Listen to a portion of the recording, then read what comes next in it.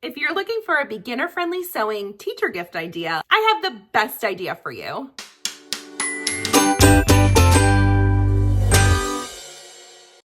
Today I'm showing you how to make this adorable, beginner-friendly composition book cover that has a little pen holder and a perfect little elastic closure on a button to keep things nice and tidy. Composition books are fun, but they're way more fun if they're covered in adorable fabric. When I realized my kids only had a couple weeks left of school, I knew I needed to get to work on some fun teacher gifts. So I'm gonna be giving these to my kids' teachers this year, along with a little gift card tucked into it and a beautiful handmade card to show them how much I appreciate them. The problem I ran into though is I have no idea how to make a handmade card. No worries, Craftsy always comes in the clinch when I need some inspiration and ideas. Thank you so much to Craftsy for sponsoring this video today. Craftsy is an online community and resource for crafters, quilters, sewists, bakers, anything you can think of, you can find on Craftsy. If you're looking to learn or advance your skills, Craftsy is the perfect place to do that. Craftsy offers over 2,000 classes on their website, and they're all broken down into easy to follow lessons. The award-winning instructors who teach these classes break everything down into very simple to follow step-by-step pieces. So I simply went into the search bar and typed in how to make a card, and it quickly brought up Danielle Flanders' class, which I ended up taking and learning all about paper crafting in so many different ways to make a card. I decided to make mine using her method of punching out the word and then sewing all of it together to make it look hand stitched, only on a bigger scale. I think that's going to be perfect to tie in this whole sewing project. Whatever type of crafting you're into, Craftsy has something for you on it. Woodworking, weaving, sewing, embroidery, journaling, paper crafts. It's such a wonderful resource. I can't say enough good things about Craftsy. And I've got good news. The first 1,000 people to click either the link down in my description or this QR code will get a full year of Craftsy premium membership for $1.49. That's less than the cost of a spool of thread, you guys. This is for new members only, and I really suggest that you jump on this quickly because those first 1,000 will go very fast. Thanks again to Craftsy for sponsoring this post. Now buckle up because we're about to make this adorable composition book cover. For this project, you will need 2 fat quarters. You can get these from the Dollar Tree, Walmart. You could even buy just a yard of fabric. That might be cheaper. Just do whatever makes you feel happy. You'll need 2, but you'll have some extra fabric left over. We're also going to be using some medium weight fusible fleece. I like to buy this on Amazon by the roll and catch it when it's on sale for like $12 or $13. This thing lasts forever. We're going to use a tiny piece of 1-inch elastic, another tiny piece of 1/4 inch braided elastic, or whatever you can find. Use a hair tie if you want to and sew it in there.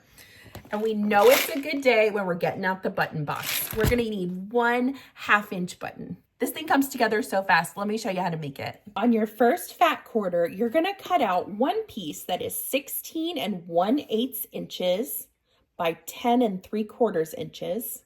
And then from the rest of that little fat quarter, you should have enough to cut another piece that's 10 3/4 inches tall and 5 1/2 inches across.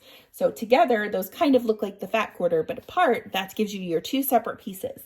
So you're gonna make 2 sets of these. I've got 1 set here, and then I've still got all this leftover fabric from my fat quarter, which I can put away for another project. So right here, I'm gonna cut out my second set. Do y'all hear my beautiful birds chirping? They add so much happiness and life to my sewing room. I just can't bear to close my window.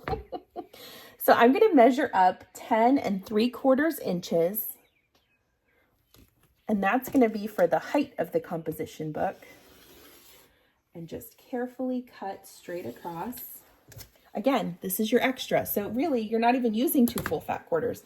Once I've got this 10 3/4 inches tall, we're gonna go 16 1/8 inch. Yes, it's that specific across. Sometimes I do a 1/4 inch just to give myself a little bit of leeway. Since fat quarters can sometimes be different sizes, just not on purpose, it's just how they're cut. If this one ends up not being quite at 5 1/2 inches, which this one didn't, that's fine. Just make it 5 inches. This is for the interior pocket where you're gonna slide the piece of your cover into, so it really doesn't matter if you lose about 1/2 inch. That being said, since I know that I made that quick change, and again, this is just, we're sewing on the fly. I'm gonna troubleshoot these things with you guys right here because I want you to know how to do it and feel empowered as well. So since I cut my other one 5.5 inches, let me just go to this side and we'll trim off that 1/2 inch. Not a big deal. The next thing we need to cut is our medium weight fusible fleece. And I'm gonna cut this about 1/4 inch smaller on every side. So for that, we're gonna do about 15.5 inches across. So let's do that first cut. 15.5 inches across and 10.25 inches tall. The reason we cut this a little bit smaller than our front piece is so that our seams will turn out nice and easy when we go to flip this right side out. Because remember, with sewing, we do most of the work inside out, which makes people a little confused when they're first learning, but trust the process. So as you can see, when I lay this down, I have plenty of room around the edge. So I'm gonna take this to my ironing board and let's press it on. Lay it flat with your wrong side facing up and your dot side of your fleece facing down. That's the dots that will adhere to the fabric when you add heat. They're like little glue dots. And you'll press this for about 30 seconds to a minute and just make sure that it's nice and stuck down. I would also give this about a minute or two to cool off once you finish pressing it, because that's what really makes those glue dots set into your fabric. While we're at the ironing board, I'm gonna take those inside pieces and I wanna hem these just on one side. So when you do this, I want you to visualize how you want this to look inside. Let's say that this was, you had your book open and this was your cover. If that's how they're laid out, I want you to hem these two inside lines. So fold this over. We're gonna press that seam 1/4 inch, and you can use your ruler if you're not really sure how to eyeball a quarter inch. And then we're gonna fold that over and do 1 more 1/4 inch. Just try not to burn your fingers on this step. Those 1/4 inches are tiny and they can hurt. Okay, we've got that done. I'm gonna flip this one over so I know I'm pressing the inside, because that's where we want that little hem to be. Gorgeous, we're ready to sew. Let's do it. So I've got this loaded under my presser foot and I'm gonna sew a 1/4 inch seam going right up that little 1/4 inch hem we folded over with the iron. This will hold everything down. There, isn't that lovely? Great, let's move forward. You can kind of see if I lay this on top of my front piece and we sew it right here, you'll see how it's gonna come together. Sometimes it's hard to visualize these things, so let me try and show it to you. When we're done with this, this part will be flipped under so that it's on the inside of your book cover, and that'll hold those cover pieces down. But right now, what we need to do is add our accoutrement. Now, if you want to save money and skip these steps, you absolutely can. These are just little bonuses that I think really add something to the design. We're going to cut this 1 inch elastic, 2 inches long, fold it in half, and visualize which one is going to be the front and the back piece. So when I fold this in half, this is my front piece, this is my back piece. I want this to kind of flip up from the back, and that's just whatever you want to do. So I'm going to measure 3 inches down and clip that elastic right there, and we will baste that in place in just a second. But the next thing we need to think through is where we're going to put our elastic and our button. The elastic and the button are meant to wrap around the pen to close everything and hold it shut. For this part, we're going to use the 1/4 inch braided elastic. You can find this at Dollar Tree, a whole big thing of it, or you can get it at most craft stores or online. Now I want this elastic to also wrap up from the back. So I'm gonna place this just a couple inches lower. The way that I'm gonna find the middle of the piece that I want to put it on is just fold it in half, grab a clip or a pin, and place it right there. Test your elastic and see how stretchy it is. You want it to be able to wrap around, and we're gonna have this looped. So I think that looks pretty good. So that's a piece that's about 3.5 inches long. Cut that 3.5 inch long piece, fold it over, and then clip it into your clip, okay? Now, let's go to the sewing machine and we're gonna just baste these 2 pieces on. That's a temporary stitch. Now, at my sewing machine, I'm just gonna go over these with a quick stitch to hold them in place. So you can remove your clip once you have it placed where you want. And just about maybe 1/8 of an inch in, stitch it down. That way it's not going anywhere. And remember, this 1 inch elastic, you can just keep stitching if you want. This 1 inch elastic is to hold our pen inside the journal cover. So do that at about 1/8 of an inch as well. They're staying put. That's perfect. So the next thing we need to do is attach our button. It's important that you do all of these steps before sewing it together because it's kind of hard to go back in once it's done and sew a button in. So since this is already attached right in the middle, I'm going to go about 1.5 inches in from the edge because I know that this elastic will wrap up and around it. That's perfect. So let's go right at the middle, 1.5 inches up. I'm going to mark that with just a little dot.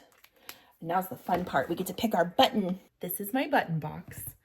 Let's see what button would look pretty with this fabric. Pink maybe, or white, this cute little floral button. That one's fun. I collect buttons off of anything. If we're getting rid of anything clothing-wise, the buttons are coming off, the zipper I'm pulling out. Okay, this button is super fun. I love, oh, and I have a little flower. The flower wins. The flower always wins. Now I'm gonna show you a fun trick. Did you know you can sew buttons on with your sewing machine? You sure can. This is a machine sewn button foot, and that's exactly what this is used for. Let me show you how it works. This little doodad is so much fun.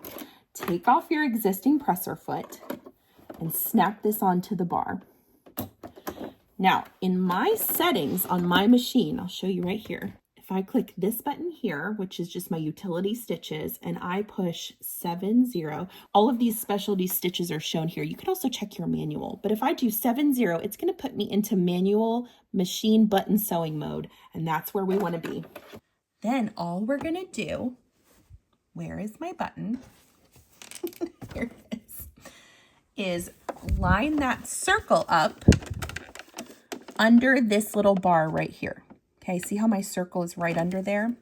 Then I'm going to hold my fabric, slide that button under, and lower the presser foot so that the bar is right between the 2 holes. Can you see that there? The next step is 100% non-negotiable, must be done, do not skip it. Turn your hand wheel towards you and make sure that that needle is clearing into the button. If it's not, make some adjustments. And I would even go so far as to hit it both sides just to make sure, okay? Lower your presser foot, press the pedal. When it does those multiple pops down into the same hole, that's telling me that it's done. So all I need to do is raise my presser foot, pull it out. I would not use your auto thread cut on this because we want to secure the button. So just cut those threads. Come over here. I usually trim this top thread, and on the back side, you'll have 2 threads sticking up. Go ahead and just knot those. That is going to give you extra security in making sure that that button doesn't fall off ever until the history of ever. I usually do this about 3 times and then just trim above your knot. Who would have thought you could do machine sewn buttons on your machine? Isn't that cool? Because nobody wants to stop in the middle of a project to hand sew something. Come on, we're not maniacs. All right, let's finish up this project. You're almost done. Switch back to your original foot that you had on. Put this little friend away because he's valuable, obviously. The next step is to attach those side panels to the front panel. So we're going to place those pretty side down with our hems facing towards the middle and clip right along this raw edge. You can go ahead and set this one up as well. Now this side's gonna be a little chunkier because you've got some elastic hanging out. So just take your time. It's nothing that your machine shouldn't be able to handle, even with the most basic of machines. You're not asking that much of it. Just make sure they're lined up nice and straight. We're gonna use a 1/4 inch seam for these. Make sure you set your machine back to just regular old high. I just wanna sew regular stitches now. Whatever number that is on your machine. Find your 1/4 inch seam allowance. Start with a back stitch and just sew a straight line. If you can sew straight lines, you can make this project no matter how much of a beginner you are, I promise. And you will feel so proud of yourself when you do. It's always nice to give somebody a handmade gift. These would make such great teacher gifts for Teacher Appreciation Week or the end of the school year, or just a friend you know who likes to write things down or read or take notes. What a lovely thing to do for them. And if you have an embroidery machine or a Cricut, you could also personalize these by putting little vinyl transfers or embroidering their name on it. The options are endless. I find that when it comes to being kind, you really don't have any limits. All right, we're attaching those 2 pieces on. This is looking so good. Now remember, you got your elastic here, so just take your time. It's all gonna be fine. We're sewing at that 1/4 inch seam allowance. Get to that big hunk of elastic, just slow down if you need to. Finish up with a back stitch. Beautimous. Fold these in. Remember that long forgotten piece from the very beginning that we cut? The back piece? Time to get it out. Now this might be a brain bender, so just make it look exactly like mine. These are my side panel folds, and I'm gonna fold those in. Nice and flat. Take this back piece and put it pretty side down onto the whole shebang.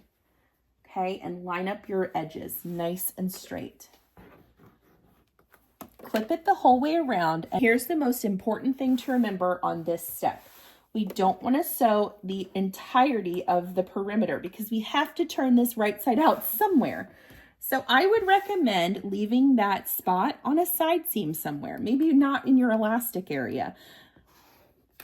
And if you need to draw a little line to remind yourself not to sew right here, that's fine. Draw the line, start at the beginning of the line, sew all the way around, and then stop when you get back to the line. We're doing this again at a 1/4 inch seam allowance. Start at your line, start with a back stitch, work your way down to the corner. When you get about a 1/4 inch away from that corner, leave your needle down, lift your presser foot, turn the work, put your presser foot back down, and keep chugging along. So I'm gonna sew this whole perimeter, and when I get to this part of my line, I will pick back up and show you what to do. I'm just to the point where I'm touching that line, so I'm gonna do a back stitch to really lock those stitches in, and then cut my thread. Now's a good time to use your eyeballs to look over and make sure that you hit the fabric on every stitch in that perimeter. We're gonna trim the corner pieces so that when we turn this right side out, we get nice crisp corners. So to do that, take your scissors, cut right up to the stitch line, not through the stitch line, because that's a real bummer and you have to go back and sew it and fix it, and nobody wants to do that. Ooh, I am super proud of y'all. If you are still hanging in there with me, you're almost done. Oh my gosh, my sewing space is such a mess. I can't help it. When inspiration strikes, there's no time for cleaning. There's only time for acting upon your inspiration. So to turn this right side out, stick your hand in the hole that you left in there and gently pull this through. You don't want to like rip it through or you'll rip through your seams, and that stinks. So just gently push it right side out. Lovely. And then what I like to do is stick my hand in there and kind of get into the point and push it out with my finger, but that's not all we're gonna do to get these crispy. This is just to get them sort of eyeball where they are. I like to leave the hole here because it's so much less noticeable, but really it doesn't matter that much. But for this, if you do leave it in the side seam, take this little section and just press this down, because when you sew your top stitch around the whole thing at the end, it'll enclose that into the seam and you won't have to worry about it. I'm gonna take my point turner. You could use a knitting needle, a chopstick, whatever you've got on hand, and go back through those corners and really push them out. This is an important step because if you just left this kind of knobby looking, it doesn't look as professional. And if you're giving this as a gift, you probably want those corners to look nice and crispy. So that's what I am doing right now. These cacti are so cute.